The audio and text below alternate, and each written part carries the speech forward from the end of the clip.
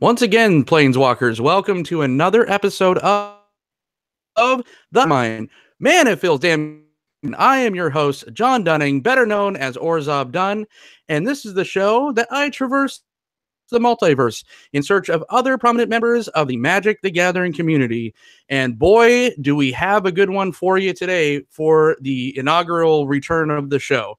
Man, Planeswalking in from Baltimore, we have Jeff, better known as Seiben. Thank you for joining me, sir. Of course. Hey, guys. Excellent. Man, I have, I told you before, I have been a fan of yours since I've started kind of watching content on YouTube for Magic back in 2011.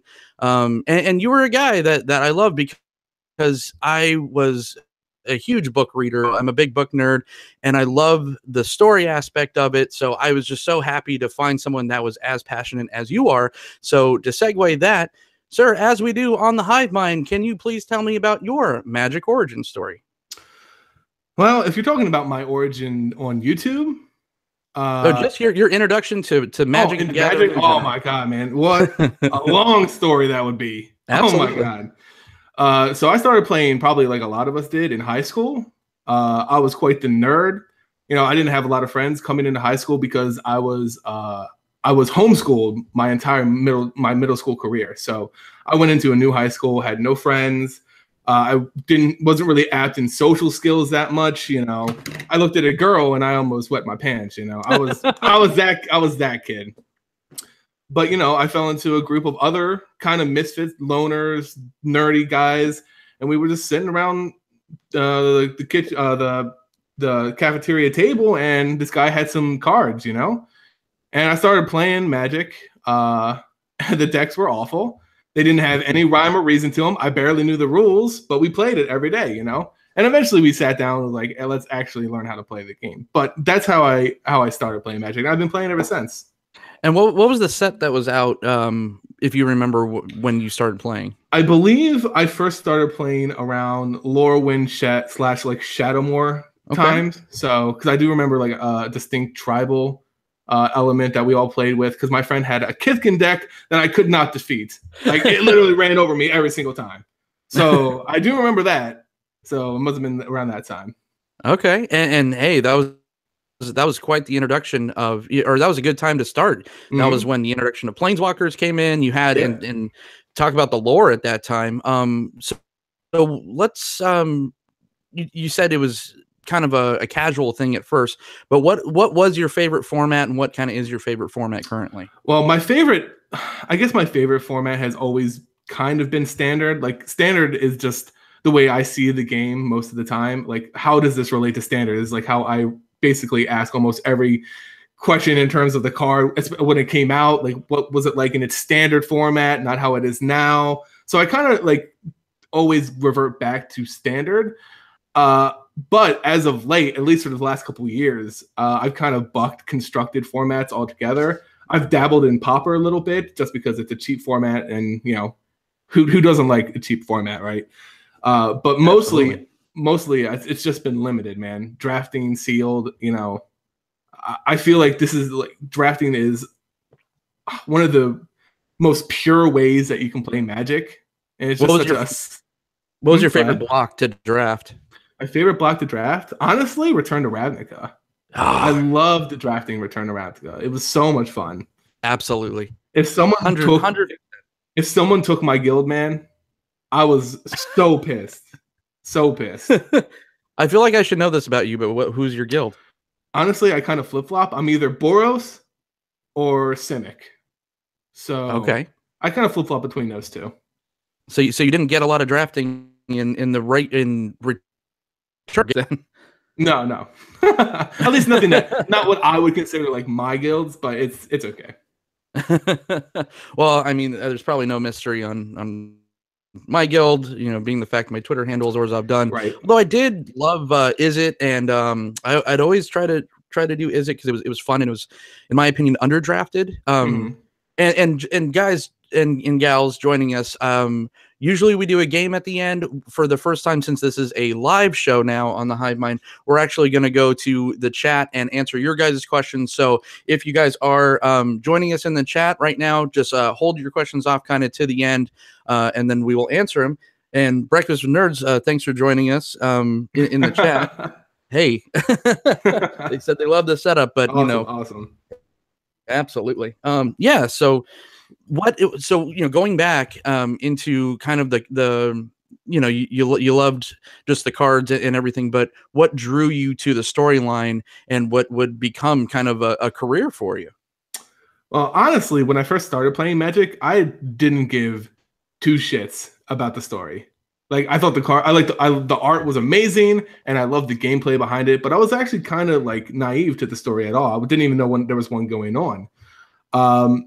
Then as I kind of grew up a little bit, I got into fantasy writing and just fantasy worlds in general, learning about them. Like, I remember going into the wiki pages of like Lord of the Rings and just learning everything I could about that world, the fictional world. I just loved it so much.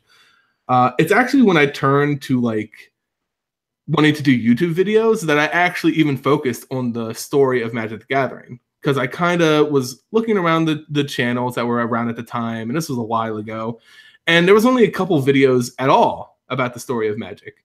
And I was really interested in the worlds of like fictional storytelling, but I never really paid attention to the story of Magic. So I looked into it a little bit more, and I was like, this is like the perfect niche I can fill in this like YouTube community. And I can get to learn about all these places in the lore of Magic along the way. So to sit here and say that, hey, I've been following the books and since the first novels, it just wouldn't be true. I kind of came into it late. I'm kind of learning everything. I'm backfilling that knowledge. But since I started YouTube, it has been a passion and a driving force for all this time. Excellent. Yeah, I mean, it was that's kind of I think it was the time that I started like right after kind of Ice Age, and there wasn't like a lot going on as far as storyline goes, but man, as soon as Tempest came, I was hooked. I had to read all the books. I read all the books up through Count Kamigawa, and then I kind of came back when Innistrad dropped, because they do have these kind of great storylines.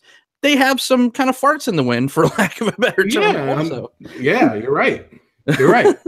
It's completely. Just like the Dragon's Maze, and I don't know. But I digress. but what a great time now. Old guy John gets to relive some Weatherlight stuff with a little set coming out again. Oh yeah, man, Dominaria is coming back for sure. Oh man, did you get it? Yeah, go ahead. I was just gonna say, anyone who will say that Magic's story writing has been pristine across the years, they ain't seen reality. It's certainly not, a Lord of the Rings or anything like that. Right. But it certainly has gotten a lot better over the years. It really has. And I'm really excited to see where it goes. Absolutely. And I still am clamoring for a Magic the Gathering movie. I mean, please. Hey, man, it's in the works, so I hear. It's been in the works since forever. Oh my god, it's been in the works for a very long time, and it could remain in works forever. But we gotta hold out hope, right? Exactly. All right, so let's talk a little bit about your origin story, as far as what was your decision to be like, hey, this is a great game. Hey, YouTube's kind of put these two together. Well, I remember specifically, it was a really rough time in my life. I had just graduated college, and I had crippling debt, as one tends to do after graduating college. So you're regular and American. Very, very much a regular American. I remember I got kicked out of my apartment, and I had to move in with my sister and her fiance at the time. He was a big Magic player, and we played Magic all the time while I was looking for work. I could find nothing within my degree, nothing outside of the degree. So I was sitting there on my laptop doing nothing. So at first I was making videos on World of Warcraft and the lore of that game, because I was playing the game nonstop. I was like losing my life to it. So I was like, I'm going to do that. And then I was watching just videos on Magic, because there was a set coming up. I can't really recall what was about to come out, but I wanted to get a little versed in it before I went to pre-release night. And I was like, why is no one talking about the story of this upcoming set? Nobody. So I was already into fictional worlds at that point. I was already talking about the lore of World of Warcraft. My handle on YouTube was already Seiben lore. So I was like, all right, I'll just do the lore of Planeswalkers. So I made my first video, and I'm not going to say it exploded, but it got a lot more views than my other videos. So I decided to go with it. Yeah. And there's been a couple other channels, you know, since you started back then, that's come up and do lore videos, but you're still just kind of the cream of the crop as far as doing it goes.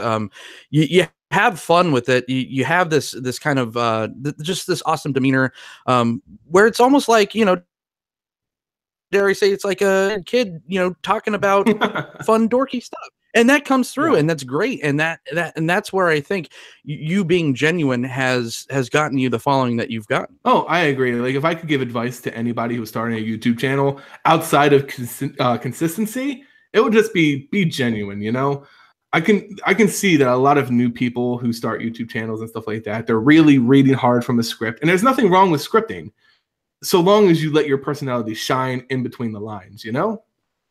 Absolutely. And you know, you've been at it for a while, and then you haven't really done a lot of collaboration until, you know, one day, boom, we get the announcement. So the Magic Avengers are assembling, and you put together the Aether Hub. And I mean, tell me about the genesis of that project. Well, it all started because I was really, really wanting to kind of rebrand my channel. Like, the lore was getting me a lot of subscribers, and people really loved it, and I really loved it too. I wasn't burnt out on it by any means. I wasn't burnt out or anything, but I'm a realist, and I'm pretty sure there's a hard cap out there for people who are just wanting Magic the Gathering lore videos. You know, let's be honest, there's probably a hard cap there. It's not like Tolarian Community College, who's getting 300,000 subscribers because he's offering a wide variety of Magic content. Sure. And I realized, but he didn't always start out that way. He didn't start out that way. No, yeah, he absolutely didn't. In fact, he was when I started, he wasn't even around. So he doesn't, you know, he's blown up, and that's fantastic. But he isn't confined to a niche like my channel was and still is to a degree. So I was like, well, how am I going to rebrand it? So my name on the channel isn't Seiben Lore, and I kind of had to follow that lore motif. So I wanted it to expand into more categories, but at the same time, I'm not going to brand myself as an expert pro Magic player. I'm a casual. I go to my Friday Night Magics, and I do the drafts, but I'm by no means going to come out and be like, guys, these are the picks. These are going to win you the drafts. I'm not, I can admit that. I'm not that person, you know? So I was like, well, how do I get others to come into this channel and kind of support me in the parts where I'm lacking, and I can support them in whatever way I can by having just this bigger, more powerful channel. So that was the whole idea, was to give and take with the community a little bit. And at the time, the community was actually fractured pretty hard. I'm pretty sure everyone here knows it, that the community isn't always in the healthy spot. So at this point, it was actually really sour. It was really bad. So I did make a few connections in the community. Nicole from Bad Wolf MTG, Nizahan from his channel. You know, I had already talked to those people, those content creators, and I really enjoyed them. I loved having our conversations, and it just felt like really genuine people, you know. And then I added other people, like Paul from the Planeswalker Projects, and so on. And I just reached out to them. I was like, "Hey guys, do you want to join me on this channel?" And they said, "Sure." So we broke it down, figured out what people wanted to make. They made it for the channel. They got whatever money they made from their videos, and I promoted their channels as heavily as I could. And hopefully, you know, they got a little something out of it. The state of the Aether Hub right now is we kind of disbanded, and it was no bad blood between any of us. They wanted to do their own things. I didn't have enough time to actually upkeep on the channel myself at that point. So they're off doing their own stuff, and we're still all great friends. And that's awesome. you talked a little bit, if you want, I would kind of want to talk about a little bit the kind of great divides and what happened. It has so many different dumb names, and this isn't the first time that, I call this, Civil War winter, this last one that we just went through. But there was one before that as well. And is that the one that you're referring to when everything was kind of going to shit? Yeah, I believe that is the one I was referring to. This most recent one, the Aether Hub had already been formed and had already kind of started to die off a little bit, but still little videos coming in here and there. But I believe I can't even recall what the last one was about. That's how bad this is, man. It happens so often. I can't even recall what the genesis was. Sure. But I mean, it kind of goes in cycles, right? It does, yeah, it does. So, okay, so I mean, you're going forward with the branding of the Aether Hub, though, right? Like that's you're not going to Seiben, or so the channel's still going to be known as the Aether Hub. Yeah, I like the Aether Hub name a lot more. I loved the card when it came out. To be completely honest, I thought it was a sick land. So I'm just going to keep the name as is. It's just way cooler than Seiben lore, to be completely honest. Oh, I mean, not for us old guys. It doesn't sound True. All right. Well, and then another thing, I mean, there's been a little bit of ebb and flow in your life, and this was kind of a bittersweet subject. But tell me about the whole opening the shop, and then kind of what kind of happened to that. So I opened up the shop because at this point I had been out of work for like 3 years or something like that. I'll be honest, I was living in basically a dilapidated trailer. It was just me. There was a hole in my living room floor. My tub had fallen through the floor as well. It was crap. I was living in crap. The glamorous life of a YouTuber, right? Yeah, and everyone has expectations or preconceived notions. Man, I'll tell you, I had around 40,000 subscribers at the time of that part of my life. And I was not making any money. I paid rent and I ate the worst food you can imagine, and that was basically it. And at that point, I was starting to get really, bitter with the community. I was wondering, all these people are getting paid big bucks. I can barely pay for my whole filled trailer. What the hell's going on here? I need to do something, and I didn't want to give up YouTube. I was like, if I get a job, I have to give up this. And I didn't really see that there was a balance. So I was like, I'm gonna just open up a store, maybe try and sell online and make money that way. I didn't realize how hard that was actually gonna be. Oh my Lord. The hoops that I had to go through just to get a business license and to find a property and all that stuff was backbreaking. And after I finally got the doors open and I debuted the packs that I was selling and the bundles I was selling, it made a lot of money. I'm not gonna lie. It was very, very good. But at that time, I had applied for a really nice job. And after a month of the store being open, I got that job. And I had to weigh my opportunities. I had the store on one hand that was backbreakingly intensive, and I had to pinch every penny to make sure my margin of profit was actually there. And every month was like a coin flip if I was going to come up on top or not. Or I had this job. It pays a very great salary, and all I had to do was show up, and do my work, and there was no uncertainty there. So I had to close up the shop. I didn't make any fanfare about it because it had only been open a month. People got their orders as they paid for them, and I just ended it there. Yeah. Hey, congratulations on the job. I know.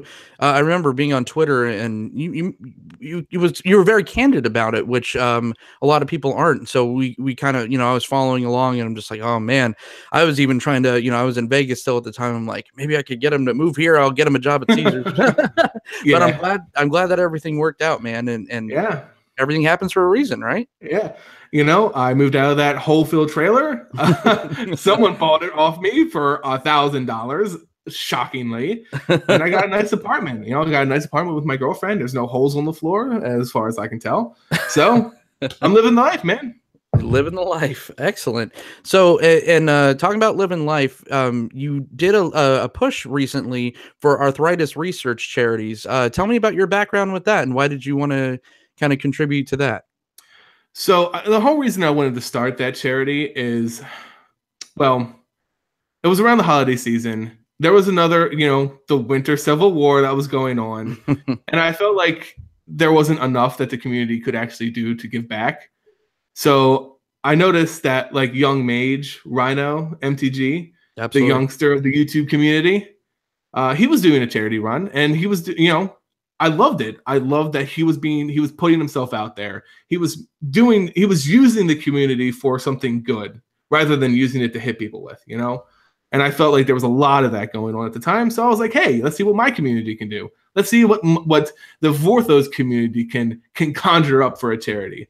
And I went with the Arthritis Foundation because my uncle had passed away from rheumatoid arthritis. It was not the only cause by any means. He had lung issues far before that, but it did render him like almost immobile for the later half of his life. And I, have a little bit of arthritis in my wrists. I'm on the computer all the time, of course, right? Right. But my aunt has it really bad in her hands, and it's just my family has it in their history. So, I could have went with any charity, honestly, but I felt like this one was the closest to home. That's excellent. And I do remember kind of D days, like I remember it going on Twitter and seeing all this kind of just visceral crap being slung from both sides. And I do remember MTG or young mage, Rhino, he was just like, they were killing it with this fundraiser. They're doing it on the day that all this crap is going on. Yeah. And it made me sick to be a community member. It made me sick to be, and I wasn't really involved.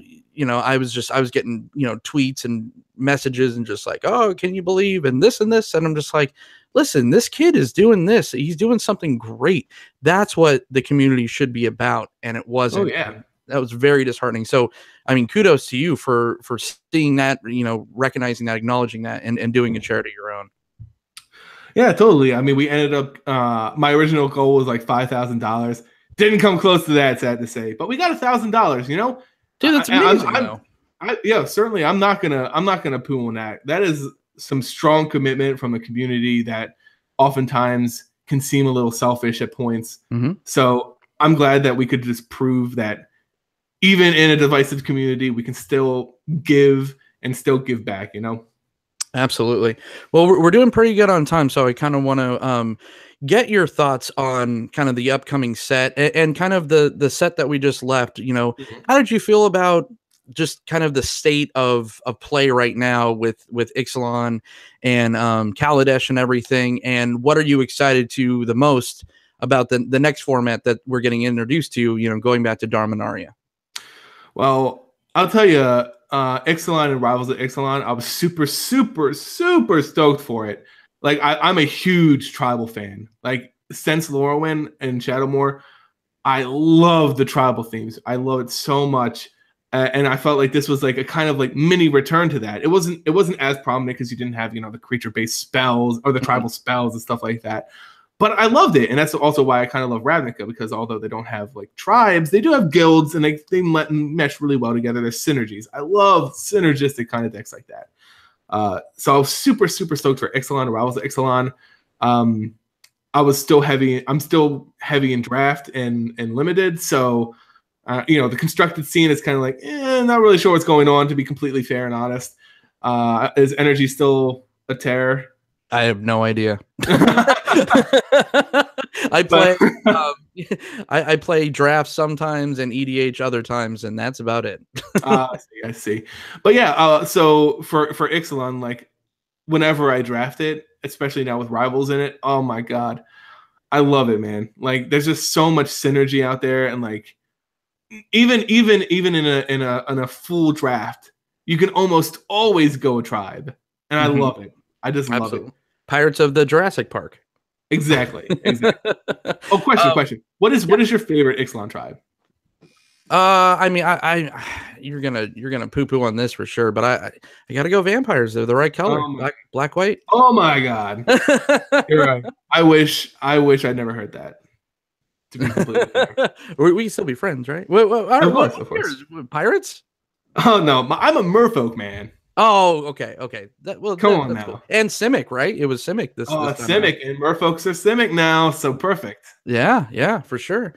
Yeah, Ixalan was I liked the everything on paper, and then I don't know, like sitting down and playing it, I was a little bit disappointed. Let Yeah. the shots fired. I know, No, no, but no. I'm going to completely agree with you right there because I kind of had high hopes, and single Ixalan draft was actually more what I wanted it to be than with Rivals of Ixalan because even though Rivals of Ixalan added more, mhm. I kind of felt like it took away from the tribal a little bit.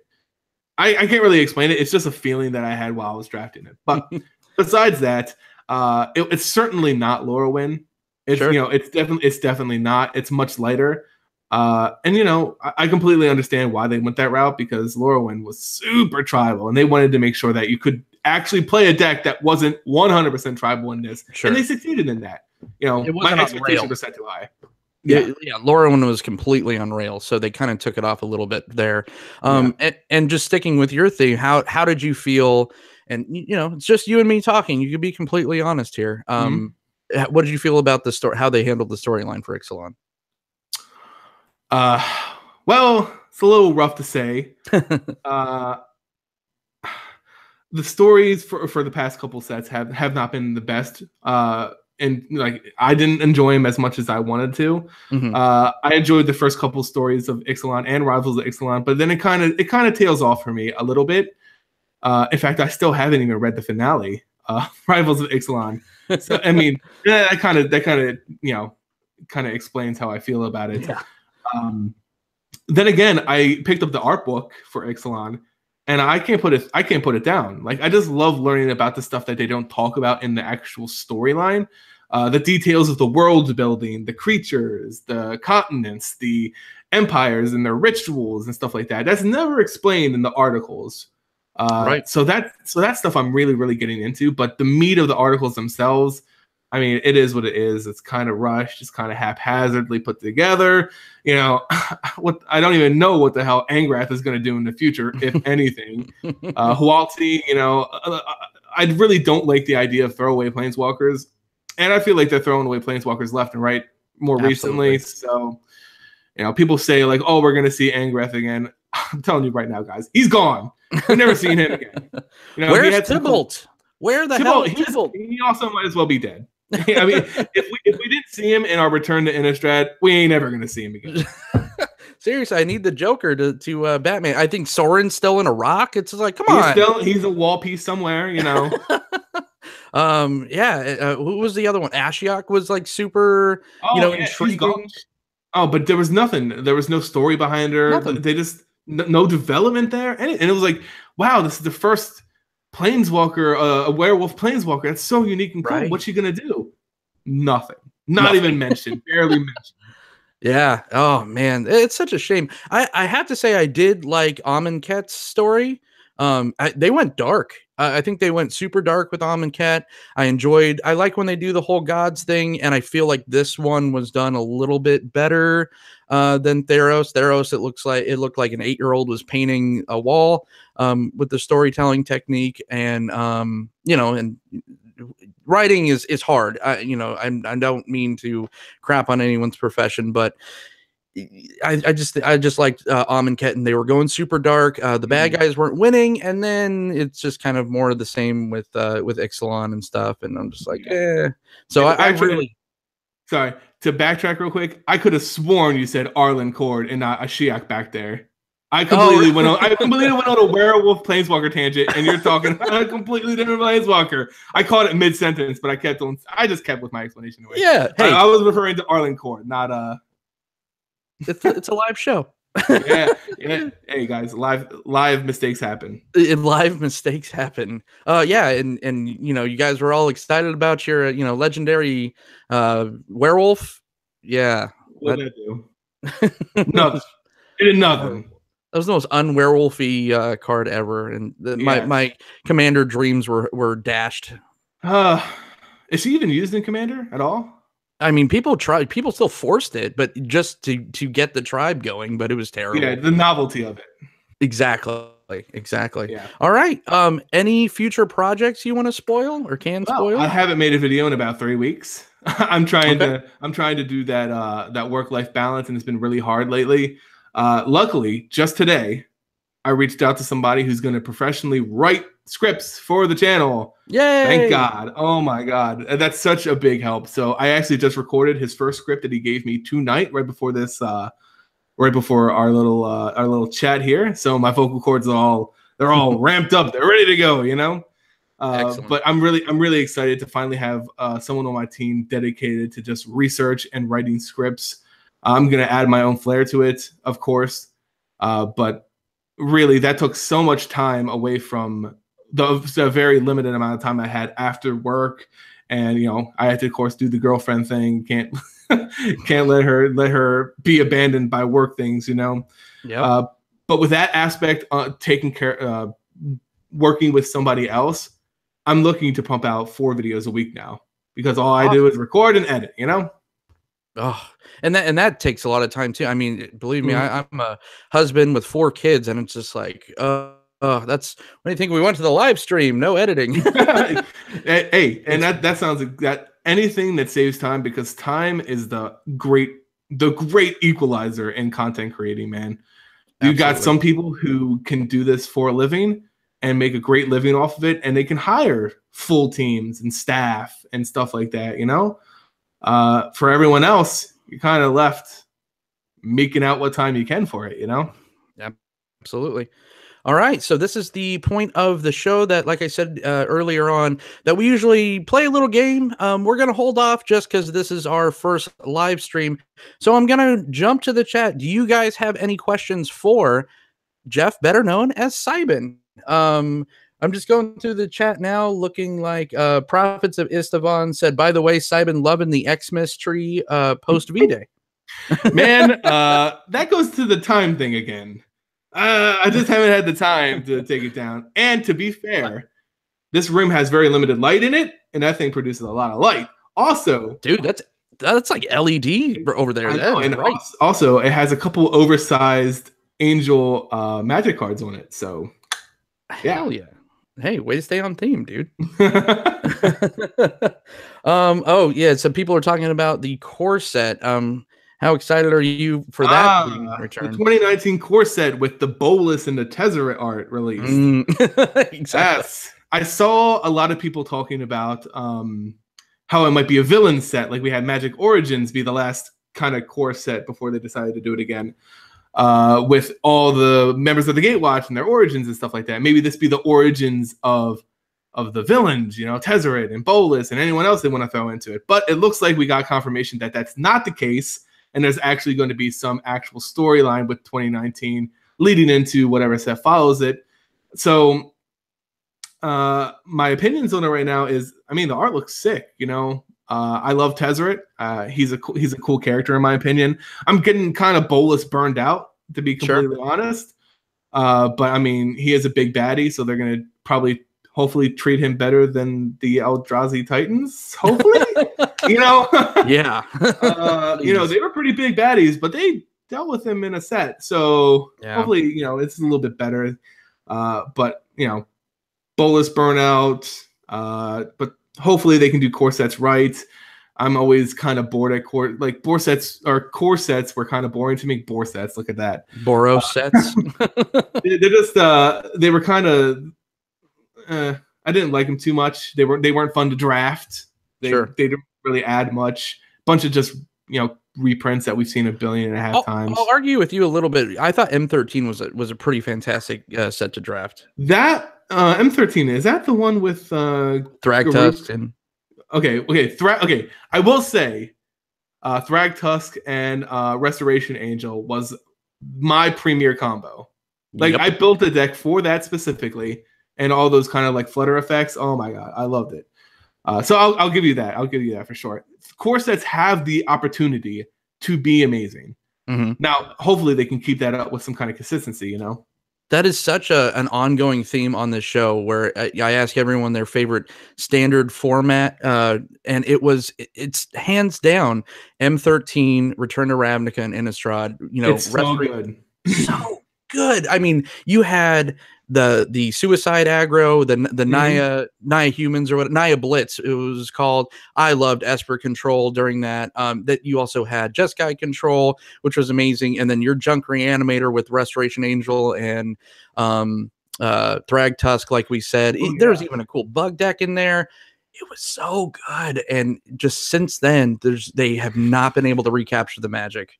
No, it has been a while. It has been a while. And I feel like I'm not going to say Standard's a dying format. That's ridiculous to say. Right. But I feel like there's just so much less anticipation about the next Standard sets, Standard environments. You know, it just seems like, you know, 1 or 2 cards will push 2 decks in to the top tiers, and we won't see any movement on it. And they've been banning cards in Standard left and right recently. Like, come on, R&D, just sit down and just make sure this doesn't happen. Like, make sure there's like 5 viable decks out there that can reach top 10s. You know, come on. Like, that's what I think people are really looking for, and that's why I've kind of like stepped away from Standard a little bit, because it is a lot to do about a few cards and then a couple decks, and that's it.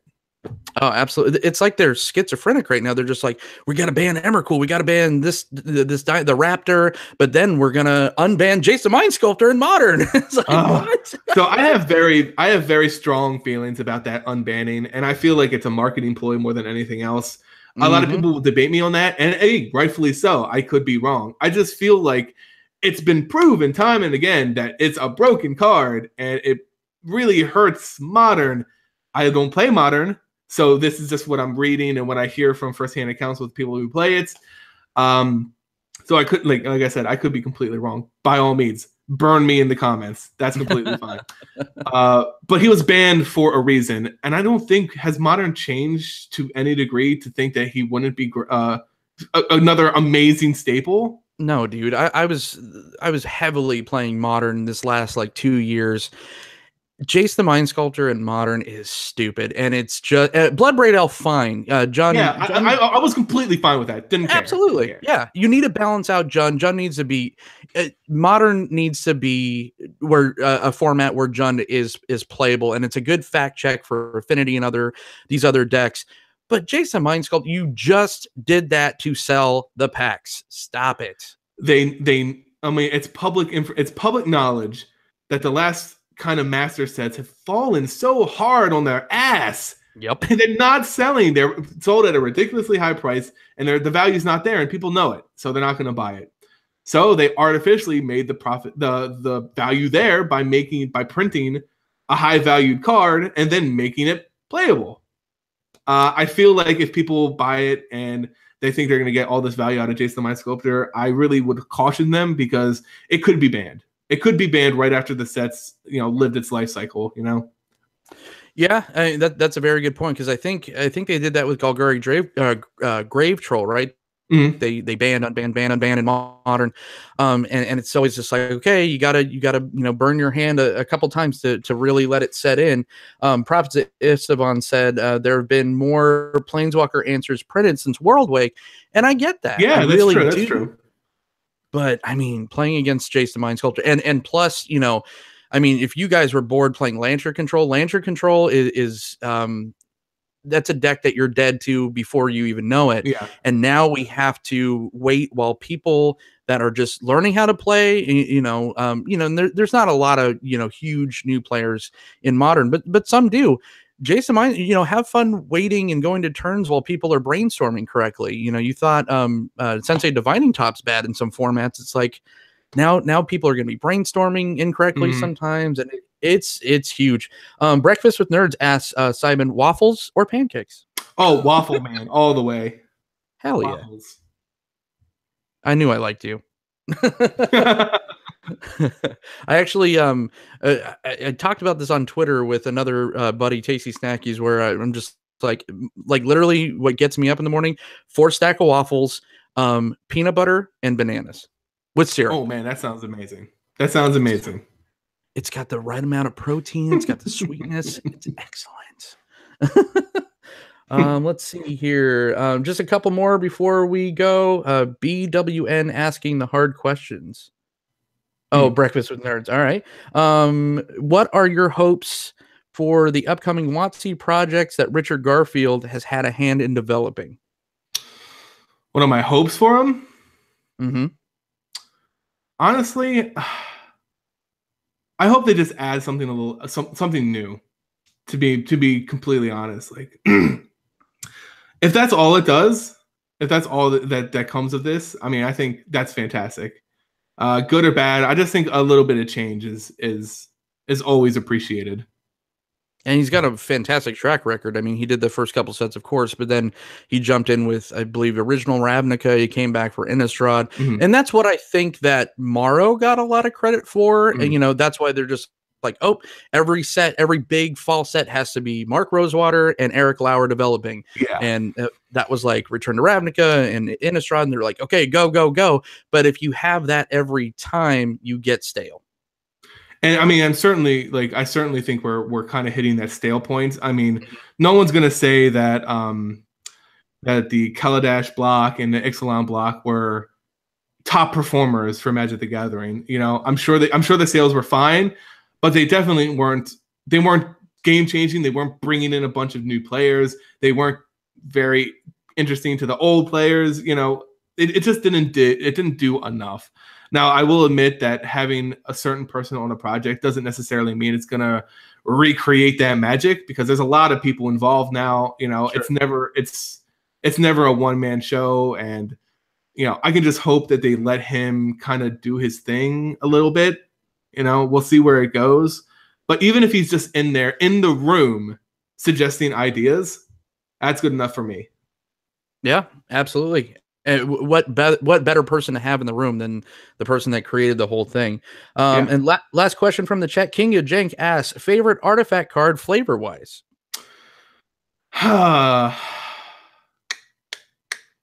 Favorite artifact flavor wise? Can I cheat? Yes. And just say all the like guild keys, like the keystones? What? Yeah, I'm gonna say something really, really random to throw everybody off. I'm gonna go ahead and say the Planar Bridge as probably my best, like, flavor-wise card. I think it's flavor-wise, that card's amazing. Absolutely. I think it's like, as a card and what it does on the text to what it actually is in the flavor is freaking bananas great. Like, oh my god, it's so perfect. Not to mention being a pivotal plot point in the upcoming stories and everything like that. But again, the guild keystones were just like, I drafted every single one I saw. So I got to give props to them. Nice. Were those the ones that animated? No, those are the ones that you could sack for a card, right? No, I think they were literally just pay 3 tap, and it gives you both the guild colors. Oh, gotcha. Yeah. I was a big fan of the ones from Return to Ravnica, the ones that you could actually animate and the man creatures. Yeah, man. Those were sweet. Yeah. Yeah. All right. Well, ladies and gentlemen, thanks for joining us, Mr. Seiben. Yeah. Where can everyone find you? You can find me at www.youtube.com/SeibenLore, or you can just type in Aether Hub in the search bar and you'll probably pop up as me. Excellent. And thank you so much, Jeff, for coming on and doing the show. And thank you guys for joining us in the chat. The Hive Mind is back. It's not going to be probably an every week kind of thing like it was, but just when I have an amazing guest on, like Seiben joined us today. Again, thank you everyone for joining us, and I'll see you. Oh, well, you can find me. Hey, live show, huh? You can find me on Twitter at OrzovDunn. You can find me on Facebook and Instagram at John Dunning, and you could find me on this very YouTube channel, Talking Magic, doing some deck techs from time to time, but also doing some movie review shows and all that at They Said We Said. And, you know, for Seiben, I'm John, and I will see you all in the multiverse. Bye, guys.